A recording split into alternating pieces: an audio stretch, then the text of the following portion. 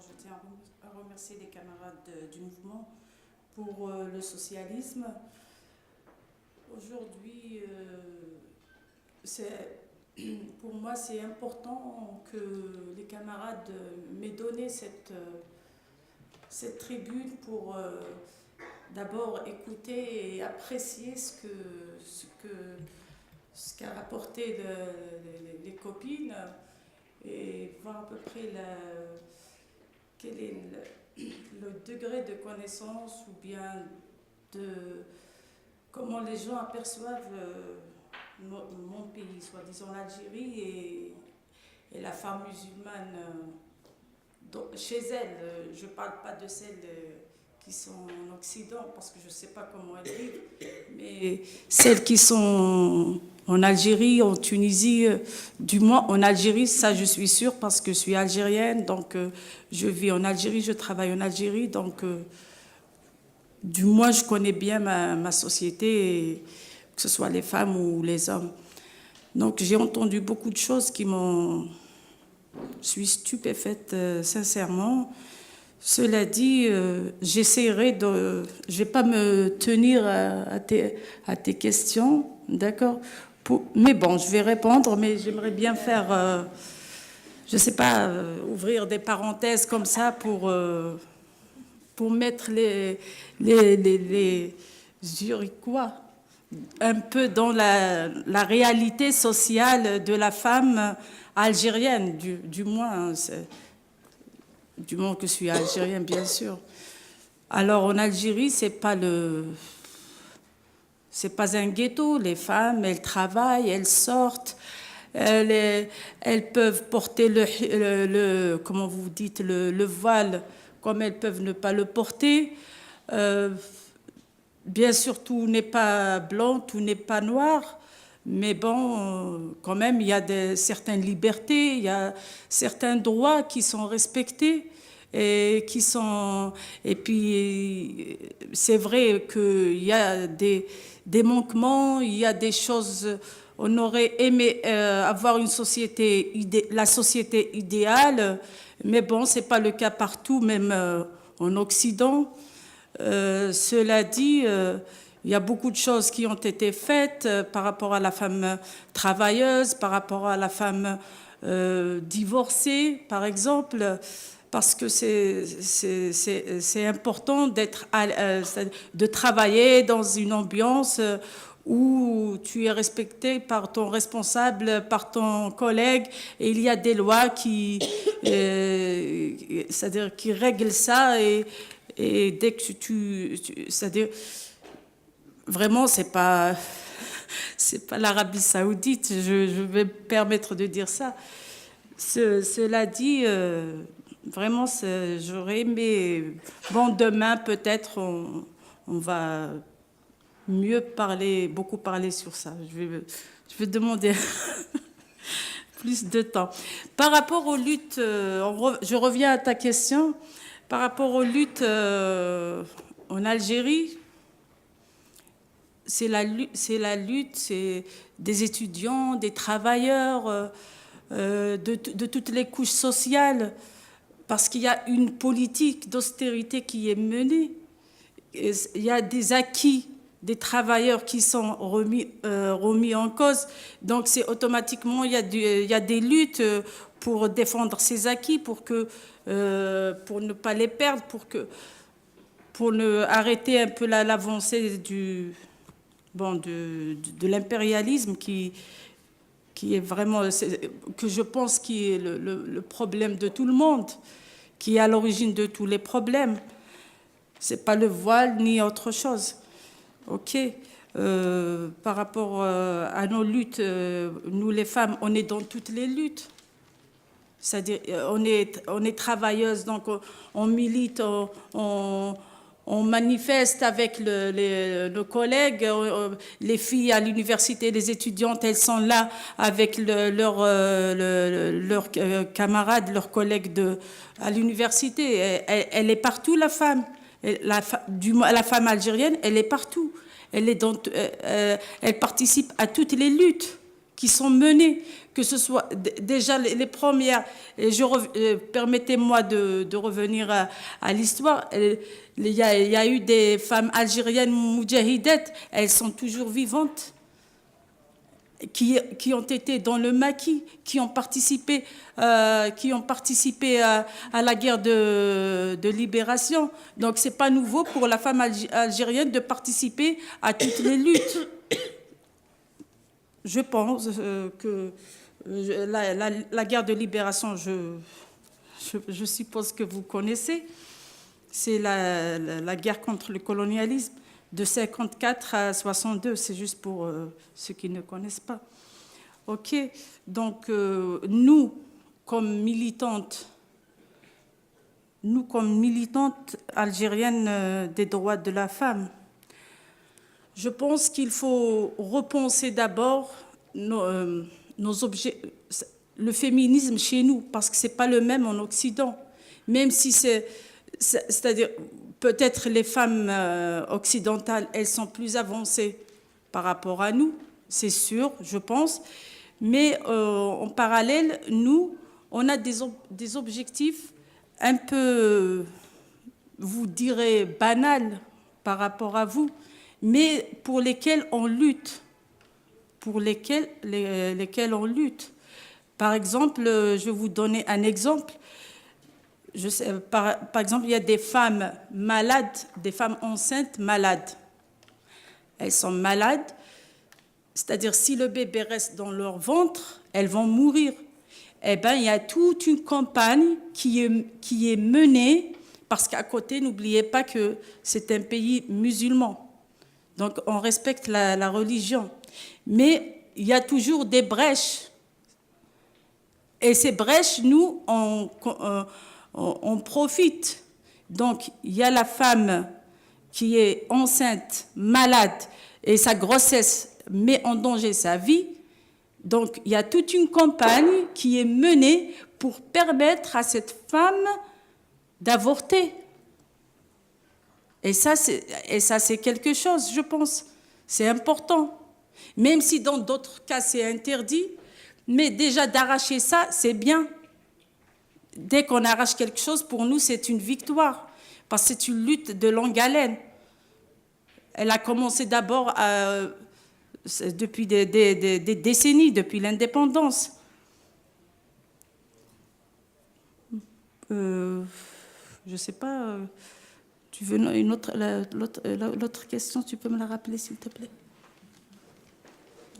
Auf welche Probleme stößt die feministische... Attends, j'ai oublié ça.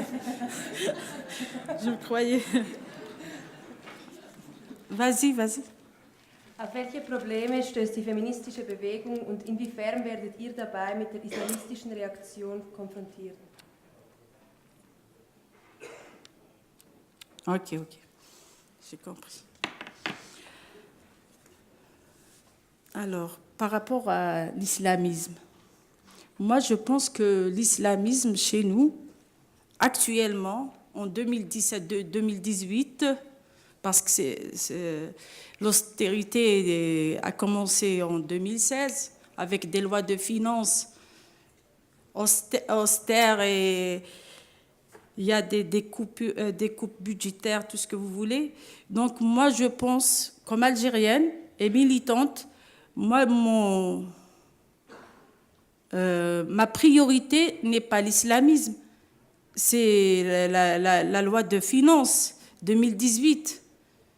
Ok, mais par rapport à l'islamisme, quand on dit l'islamisme, c'est l'islamisme politique. C'est-à-dire, c'est les partis politiques, c'est-à-dire tout ce qui est politique et tout ça. Mais nous, en Algérie, c'est pas ça le problème. C'est parce que les partis islamistes, ils sont en régression, ils sont en recul. Donc, pour l'instant, actuellement, ils ne présentent pas une menace importante. Mais ce que je veux mettre en évidence, c'est bien non, c'est un truc de concept.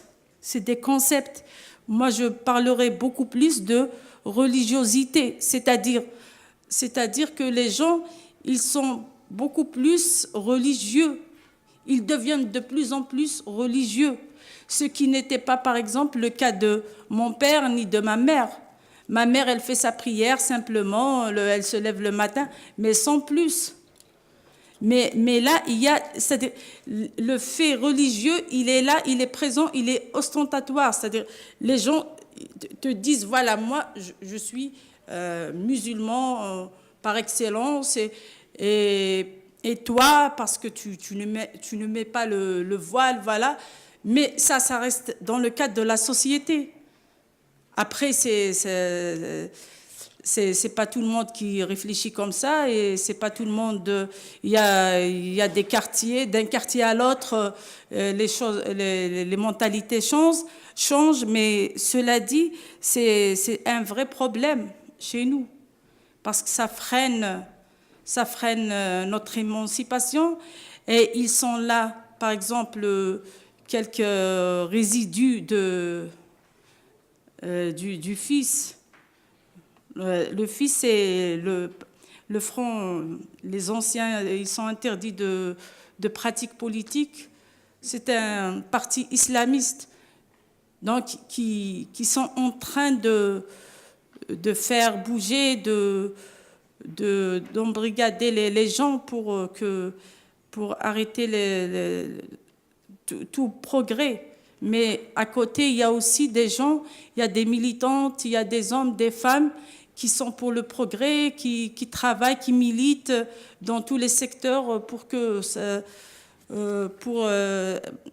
si vous voulez, pas seulement l'émancipation de la femme, mais c'est aussi pour l'émancipation de la société, parce qu'on peut pas, la femme ne peut pas être émancipée, avoir tous ses droits dans une société conservatrice qui la freine, qui la condamne,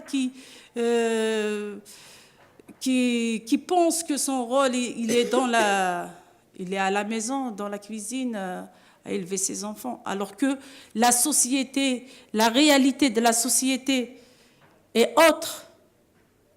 C'est vrai que quand un islamiste, on dit un islamiste chez nous, quelqu'un de... Voilà.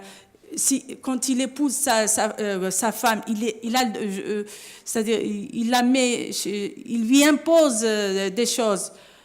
Si elle accepte, tant pis pour elle. Mais moi, je ne suis pas obligée de subir ces attaques. Je ne suis pas obligée de subir ces attaques. Cela dit, mais quand même, il y a une progression nette par rapport au cadre juridique. La société, c'est vrai, ça progresse, mais lentement. Mais c'est notre devoir de militante aussi de faire avancer les choses, de travailler avec parce que vous savez, l'Algérie, c'est un grand pays. Donc, il ne faut pas s'arrêter aux villes, aux grandes villes. Parce que dans les grandes villes, on peut faire ce qu'on veut quelque part. Mais il faut penser aussi, parce que les féministes chez nous, le mouvement féministe chez nous, il est beaucoup plus citadin, c'est-à-dire issu des villes, et beaucoup plus élitiste, c'est-à-dire ce sont les cadres, ce sont des femmes très instruites, diplômées, universitaires. Mais maintenant, il faut que ça aille vers les couches populaires. Une femme au foyer, il faut la former pour qu'elle se défende, pour qu'elle sache ses droits, pour qu'elle se défende si son mari essaye je sais pas, de lui enlever quelque chose ou tout ça. Donc, le travail, il est vrai, il est très lent et la lutte continue. Cela dit, nous avons quand même une autre génération de militantes. Nous avons une autre génération de militantes. C'est des filles qui ont pris conscience. Pour la plupart, c'est des étudiantes. C'est des filles qui sont dans des mouvements associatifs. C'est une autre mentalité, c'est une autre formation. Mais quand même, elles sont volontaires, elles sont conscientes des enjeux, elles essayent d'apporter quelque chose, elles participent à tout, elles mènent des luttes. Dès qu'il y a quelque chose, un enjeu important, c'est tout le monde qui est là. Donc, on organise des manifs, on organise des réunions, on discute, on débat, des fois, on fait des rencontres avec des étudiantes pour leur expliquer des choses. Et des fois même, je ne sais pas, par exemple, moi, je suis issue d'un village, c'est-à-dire, comme vous dites chez vous, la campagne. Donc, je parle avec tout le monde. J'essaie de diffuser l'info pour les femmes et tout ça, parce qu'il y a eu beaucoup de changements dans le cadre juridique. Bon, je ne vais pas m'étaler aujourd'hui, mais demain, j'essaierai de vous donner comme ça des éléments pour apprécier. Mais quand même, il reste beaucoup à faire parce que il y a dans des localités reculées, des villages dans le Sahara, en montagne, il y a des villages où les femmes, quand même, elles ont du mal à